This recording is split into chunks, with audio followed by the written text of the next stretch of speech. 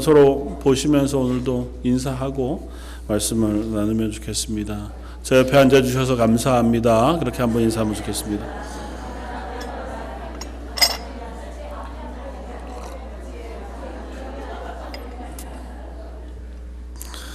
오늘 함께 말씀을 나눌 제목이 말구유에 오신 예수님이신데요. 우리 옆에 같이 앉아서 예배할 수 있는 그것도 참 큰 은혜가 되겠다 생각이 되었습니다. 성탄의 계절입니다. 물론 이제 성탄절이라고 하는 것들은 많이 좀 희미해져 가는 시대를 저희가 살아가기도 하는 것 같고, 우리 마음속에서도 모르겠습니다. 제가 그런지 어린 시절 성탄절 예배를 드리고 성탄절을 기다리고 또 기뻐하던 거에 비하면 요즘은 좀 많이 성탄이라고 하는 의미가 좀 희석되어져 가고 있기도 하겠다 그런 생각이 들기도 합니다.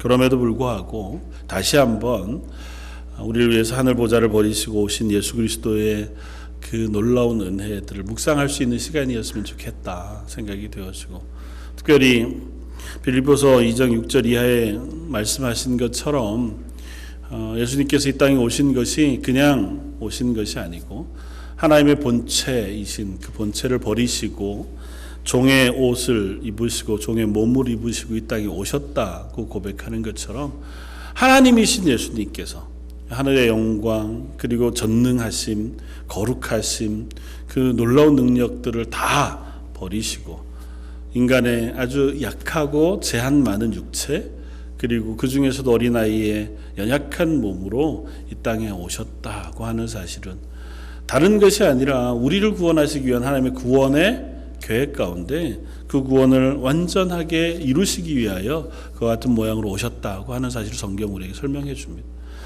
우리가 아는 것처럼 사복음서는 다 예수님의 탄생의 이야기를 우리에게 들려줍니다. 특별히 예수님의 탄생의 이야기에 특별하게 특이하게 나타나는 이야기들은 예수님의 부모였던 요셉과 마리아가 아직도 결혼하기 전에 그저 정혼한 상태에서 예수님께서 성령으로 잉태되어져서 그래서 마리아의 태 속에 자라고 계셨고, 그때 마침 누가복음 2장 1절에 보면 가이사 아구스도라고 하는 로마의 황제가 로마 전역에 있는 자기의 속국에 있는 모든 나라들을 포함해서 다 인구 센서스를 하도록 명령을 합니다. 이유는 하나죠.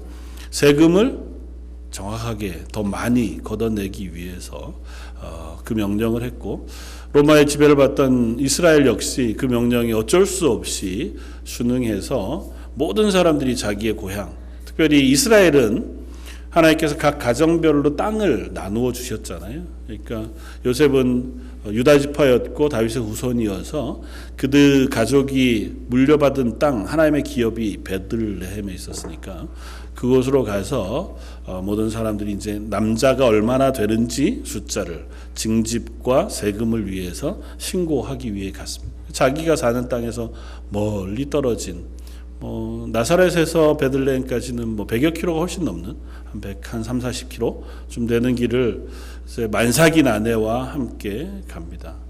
흔히들 나귀를 탔다 이렇게 표현하지만 그 정도의 재산이 있었던 것 같아 보이지는 않아요. 아마 탔을 수도 있고 안 탔을 수도 있겠지만 성경에 그런 기록은 나와 있지 않고, 베들레헴에 도착했을 때에 거할 처소가 부족했던 것 같고, 그래서 사정해서 집이 아니고 방이 아닌 말들 혹은 동물들이 사는 마구간에서 하룻밤을 유숙하게 되었다. 성경 그렇게 기록하고, 그리고 그 유숙한 곳에서 마침 아이를 낳을 수밖에 없는 상황이 되어 그곳에서 아이를 낳아 강보에 싸 구유에 눕혔다고 하는 것이 성경의 기록입니다. 그런데 생각해 보면 그 그림이 저희들 머릿속에는 되게 아름다운 그림으로 나와 있습니다. 그래서 동물들이 옆에 이렇게 참 아름답게 서 있고, 좋은 나무로 만들어진 구유 위에 강보로 잘 쌓여진 어린 아기 예수님께서 계시고, 목자들이 와서 경배하고 박사들이 와서 경배하고, 하늘에는 별이 환하게 빛나고 천사들은 노래하는. 근데 생각해 보면 그럴 리가 없습니다. 정확한 것을 우리가 다 알 수는 없어요. 그러나 그때 당시에 마국간이 그토록 아름다웠을 리도 없을 터이고, 우리가 교회 옆에 말들이 있는 목장이 있어서 알잖아요. 마국간에 나는 건 사실은 배설물 냄새가 가득하고, 또 바닥은 질퍽하고, 동물들이 오가는 곳이니 아무리 깨끗하다 해도 그리 아름다운 공간일 리 없고, 위생적이지 않아 아이를 낳기에는 절대적으로 불편한, 그리고 부적절한 장소였으리 것입니다.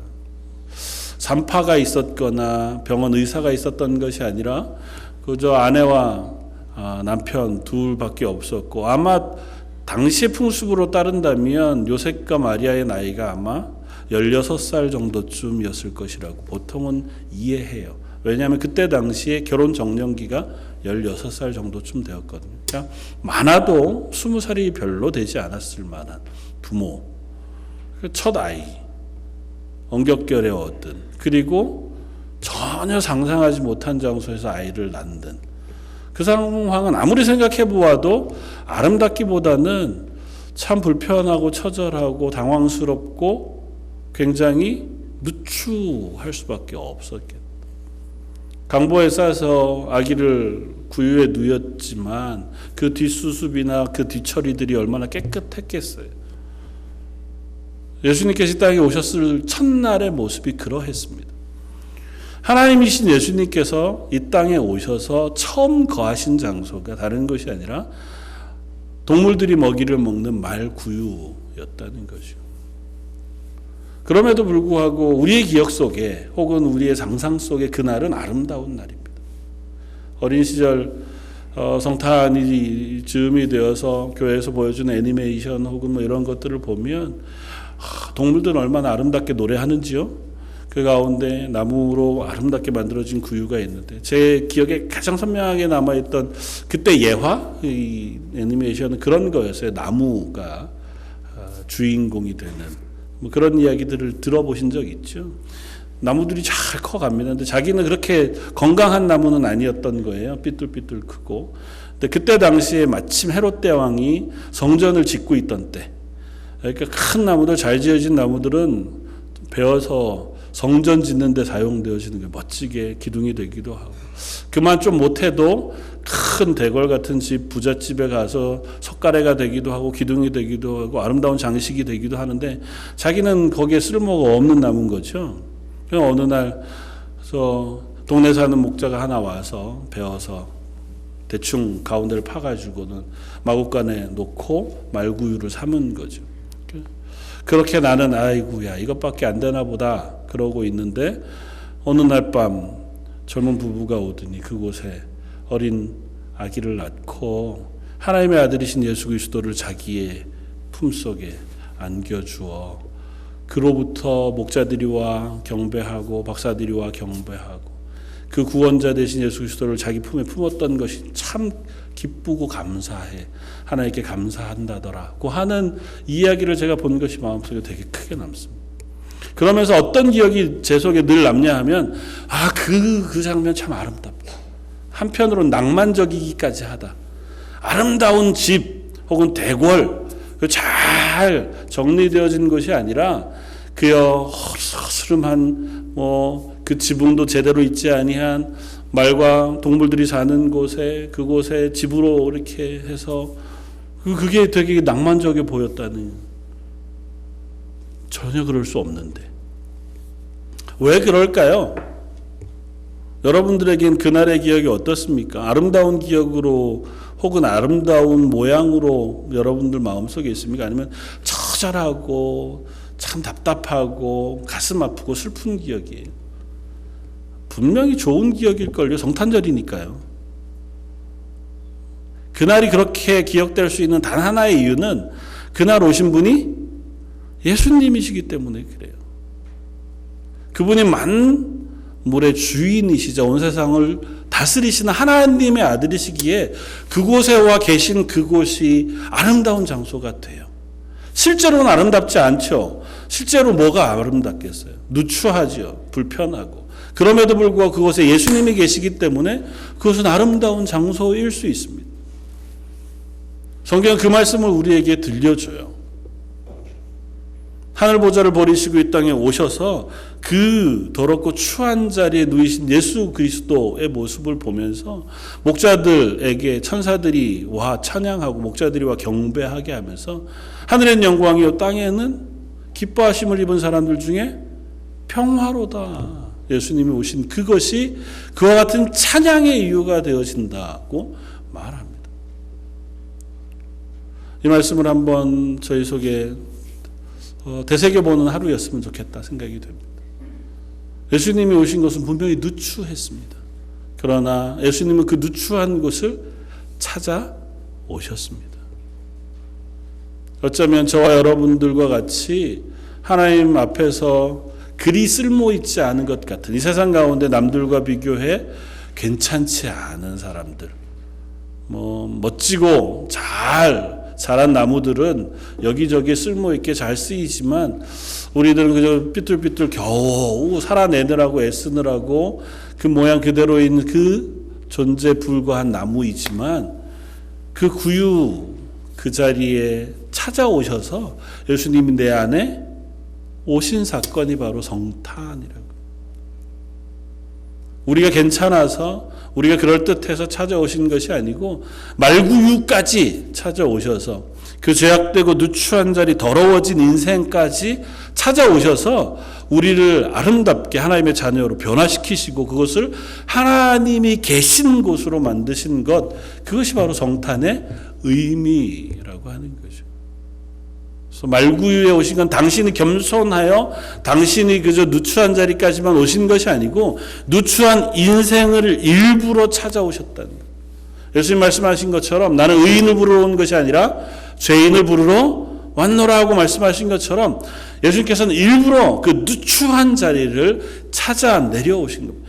하나님의 아들이신 예수님께서 이 땅에 오시기로 작정하셨다면 왜 당신이 나실 곳을 스스로가 택하실 수 없었겠어요? 택하셨겠죠. 그러니까 예수님이 그곳에 오신 건 이유가 있어서 오신 거예요. 전 세계 모든 태 중에 그리고 가정 중에 나실 만한 모든 장소 중에 특별히 정하셔서 우리가 생각하기에 가장 낮고 천하고 누추한 자리를 찾아오신 것이 예수님의 탄생이랍니다. 세상에 어느 누구도 예수님은 외면치 않으시고 찾아오셔서 그를 하나님의 것으로 바꾸시기를 원하시고 하나님의 사랑으로 깨끗게 하시기를 원하시고 하나님의 은혜로 덮으시기를 원하시는 그 하나님의 마음을 그 누추한 말구에 찾아오시는 그 모습을 통해 우리에게 설명해 주고 계시다. 또 다른 한편에서 이해하자면 그것은 하나님의 구원의 신비에 대한 또 다른 표현이기도 합니다. 우리로서는 도무지 상상할 수 없는 일이거든요. 우리가 생각하거나 계획하기는 불가능한 일입니다. 당대에 헤롯이 불러놓은 많은 박사들 혹은 율법학자들이 얘기했던 것처럼 그들이 알았어요. 성경이 예언하신 예언이 예수님 메시아로 오실 분이 베들레헴에서 나실 것이다. 그 사실을 알았습니다. 그럼에도 불구하고 예수님이 그와 같이 비천한 자리, 누추한 자리에 올 거라고는 상상하지 않았습니다. 왜냐하면 그게 우리의 상식이거든요. 우리의 구원자로 오시는 분, 이 땅을 구원하시러 오시는 분, 그분이 오실 만한 장소는 그곳이 아니라 헤롯 그 왕궁은 아니더라도 그래도 비교적 사람들의 존경을 받는 괜찮은 집, 그런 정도쯤은 되어야 할 거라고 생각하는 우리들의 생각과 하나님의 계획은 전혀 다르다고요. 하나님의 계획은 우리의 생각과 달라서 하나님은 우리를 구원하시는 구원의 그 놀라운 은혜를 확인시켜 주시고 완성하시기 위하여 우리는 이해할 수 없는 그 자리 그 방식으로 이 땅에 오셨고 구원을 완성하셨습니다. 십자가에 지시고 죽으시고 우리의 구원을 완성하시는 자리까지 갈 때에도 우리의 이성과 우리의 생각과는 전혀 다른 방식으로 하나님의 구원을 완성해 가셨어요. 그렇다면 오늘 저와 여러분들을 향하여 하나님의 구원을 이루시고 하나님의 자녀로 삼으시고 회복시키시는 방식 역시 어쩌면 우리의 생각과는 다를 수도 있겠다 생각이 되었습니다.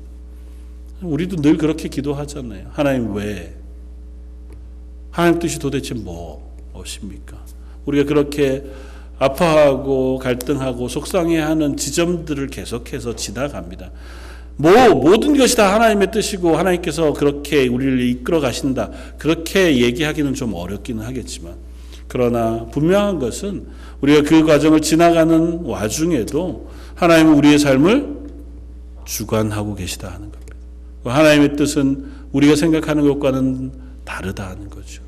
하나님 그곳에서 하나님의 뜻을 우리에게 깨닫게 하실 것이고 또 하나님의 일들을 우리 속에서 완성하시리라고 믿습니다. 그 낮은 자리 말구유에 임하신 예수님의 탄생을 기억하면서 그와 같은 낮은 자리인 내 인생에 오신 예수님, 여전히 함께 계신 예수님을 기억할 수 있는 저 여러분들이었으면 좋겠습니다. 성경은 마가복음 5장을 읽어놓고 마가복음 5장 얘기는 하나도 안 하고 오늘 성탄 칸타타는 해야 되는데 설교는 언제쯤 끝내시려고 마가복음 5장 얘기를 잠깐 하려고 합니다. 마가복음 5장 얘기는 다른 것이 아니고요. 예수님께서 이 땅에서 복음을 나누시고 구원의 이야기들을 전하시던 와중에 데가폴리라고 하는 지역에 가다라 지역 혹은 여기는 거라사인의 지역으로 표현되어진 곳에 가셨을 때의 이야기. 데가폴리는 데카폴리스예요. 10개의 큰 도시들. 이스라엘 외곽에 있는 이방인 도시 중에 그때 당시에 큰 도시 10개를 묶어서 데가폴리 지역으로 불렀고요. 그 중에 한 지역이 거라사인이 사는 지역이었습니다. 예수님 그곳에 가셔서 한 사람을 만나십니다. 근데 그 사람이 누구였냐면 미친 사람이었어요. 귀신 들린 사람이었고 또 그 사람이 사는 곳은 무덤가였습니다. 오늘 본문은 그 사람이 어디에서 어떻게 살고 있는가에 대해서 꽤 긴 문장을 할애해 우리에게 설명해 줍니다. 그리고 그 문장들을 종합해 보면 예수님이 도무지 만날 수 없는 사람이라는 사실을 우리가 확인할 수 있습니다. 유대인들은 그 사람과는 전혀 만날 가능성이 없는 사람이에요. 율법으로 보자면 하나님 앞에서 거룩한 하나님의 백성, 그 거룩을 해칠 만한 모든 요소를 다 가지고 있습니다. 일단 그 사람이 사는 지역은 이방인 지역이에요. 그 사람이 사는 지역의 가장 큰 산업 중에 하나는 돼지를 치는 것이었습니다. 아는 것처럼 율법 중에 돼지는 부정한 짐승이에요. 먹으면 안 됩니다. 뿐만 아니라 유대인들은 돼지와 상종하지 않습니다. 그 사람이 사는 지역은 무덤가였습니다.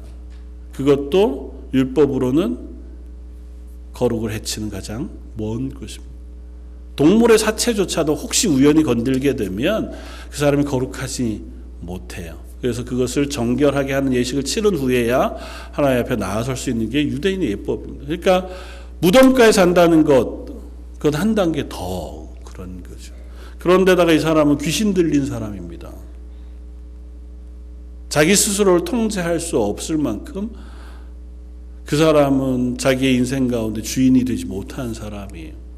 귀신 들린도 또 그냥 귀신 들린 게 아니고 뒤에 보면 군대라고 하는 귀신, 그러니까 많은 귀신이 들렸어요. 그래서 스스로가 스스로를 통제할 수 없는 것일 뿐만 아니라 주변 사람도 그 사람을 통제할 수 없어요. 쇠사슬로 그를 묶어놓고 싶어도 그 쇠사슬조차 끊어버리기를 여러 번 해서 이제는 아무도 그 사람에게 가까이 갈 수 없을 정도로 그 사람은 통제불능인 존재였습니다.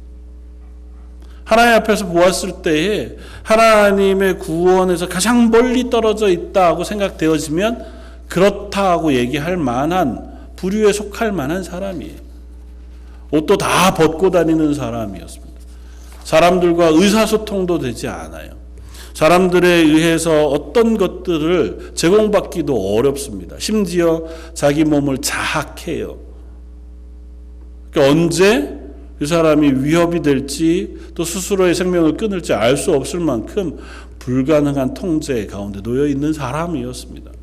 예수님이 그에게 다가가십니다. 예수님은 이 사람에게 찾아가셔서 첫 마디가 그 사람 속에 있는 귀신들을 향하여 명령하시기를 그 사람에게서로부터 나오라고 말씀하십니다. 하나님의 구원이 필요한 곳이 많이 있습니다. 예수님의 복음이 필요한 곳이 많이 있었고 어쩌면 그 예수님의 복음에 가까운 사람들이 꽤 있었습니다. 바리새파 사람들과 같은 사람들은 하나님의 말씀을 지키기 위하여 수고와 열심을 다하지 않았어요.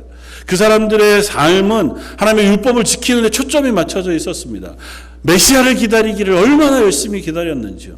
인생 전부를 통해서 우리를 구원하러 오실 예수 그리스도를 그 메시아를 기다리기를 사모했던 사람들이 유대, 이스라엘 안에 얼마든지 많았습니다. 그 정도까지는 아니어도 하나님을 아는 사람, 율법을 지키려고 노력하는 사람들도 있었습니다. 그런 반면에 이 거라사 지역에 있는 이 한 광인은 하나님을 알지도 기다리지도 기다릴 수도 그리고 그에게 복음이 전파될 가능성도 없는 사람이었습니다. 스스로도 통제하지 못하는 사람이었으니 누가 그 사람에게 가서 복음을 증거하고 말씀을 전한다고 한들 받아들일 수 있는 사람도 아니었을 뿐만 아니라 받아들이기도 불가능한 존재였던 사람입니다. 예수님은 그에게 찾아가셨습니다. 거라사인 지역에 가서 유일하게 만나신 사람이고 유일하게 구원을 베푸신 사람이에요. 하나님은 그런 자리를 찾아오셔서 저와 여러분들에게 그 구원의 복음을 전하신 줄 믿습니다. 참혹한 자리, 하나님의 말씀을 도저히 받을 수 없는 자리인 그 자리까지 찾아오신 하나님께서 저 여러분들에게도 찾아오셔서 우리에게 그 구원의 은혜를 베푸시고 그 예수 그리스도의 죄사함의 은총을 허락해 주셔서 우리 가운데 거하시면서 함께 우리와 하나님의 자녀가 되게 하셨고 그 자녀로서 살게 하신 줄 믿습니다. 문제는 그 삶, 그 일이 일어나고 나서 그 앞에 일어난 극명한 두 가지의 반응을 우리가 살펴봅니다. 하나는 그 거라사 지역 사람들의 반응이었습니다. 하나님의 구원이 임했고 자기들이 제어할 수 없는 그 광인이 멀쩡한 사람이 되어 앉아있는 그 모습을 본 사람들의 첫 반응이 뭐였습니까? 오늘 보면 저 뒤에 보면 17절에 그들이 예수께 그 지방에서 떠나시기를 간구하더라. 예수님과 같이 있기를 원치 않았습니다. 예수님의 구원이 임했는데 그들의 눈은 그 구원을 바라보지 않았습니다. 왜 예수님이 떠나가기를 원했을까요? 지금 미루어 짐작하자면 하나죠. 그들이 기르던 돼지떼를 다 물에 빠뜨려 몰살시키신 예수님이 있다가는 혹 또 다른 어떤 피해가 생길지도 모르겠다고 하는 생각이 있었겠죠. 아마 그것 외에는 다른 이유를 찾아보기 어렵습니다. 예수님이 오셔서 일어난 구원이 불편한 거예요. 나에게 손해를 끼칠 수도 있다는 거죠. 오고 오는 모든 시간 속에 하나님의 교회를 향하여 교회를 나오기를 거절하거나 예수 믿기를 거절하는 사람들의 반응 중에 그런 반응들을 우리가 흔히 발견하잖아요. 야, 교회 가서 뭐 하냐? 실컷 열심히 벌어가지고 돈 교회에다 다 갖다 드리고 그 남들 쉬어야 될 시간에 그것도 안 쉬고 가가지고 봉사하고 수고하고 애쓰고 야, 뭐 하는 짓이냐? 세상 사람의 시선일 수 있습니다.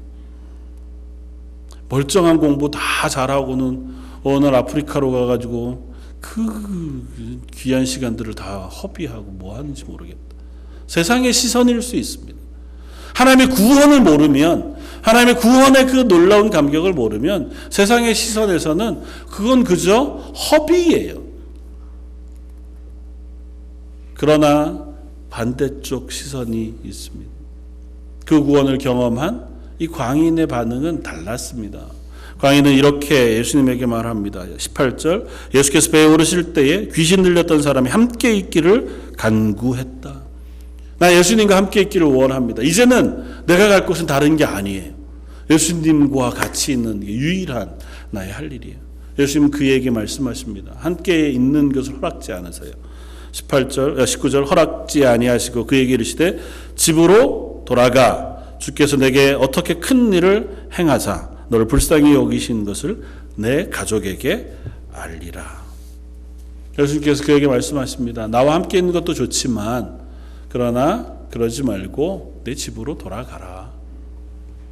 주님과 함께 있는 것이 좋사오니 여기다 초막셋을 짓고, 사도 베드로의 고백처럼 때로는 하나님의 은혜가 좋습니다. 거기에만 있고 싶습니다. 하지만 하나님 우리에게 그 구원을 허락하신 후에는 가 집으로 돌아가라.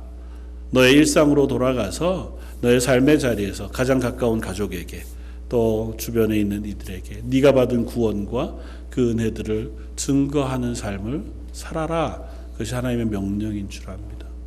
이 사람은 아마 그때로부터 예수 그리스도의 복음을 증거하는 증인으로 살았을 것이고 그것이 그 인생에 하나님 허락하신 가장 큰 복이었으리라고 믿습니다.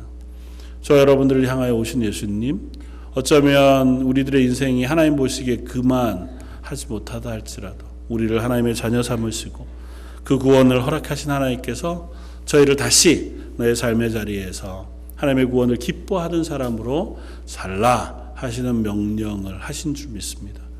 오늘 성탄의 시기를 지나가면서 말구유와 같은 나에게 오셔서 감사합니다.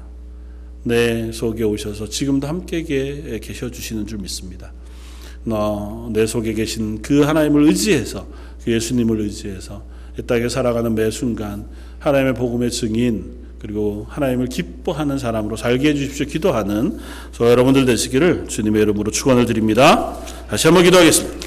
하나님 감사합니다. 말구유와 같이 누추하고 초라하고 하나님 보시기에 아무 쓸모없는 것 같은 인생에 찾아오셔서 우리를 구원해 주시고 하나님의 것 삼아 주시며 하나님의 은혜로 덮어 주시니 감사합니다.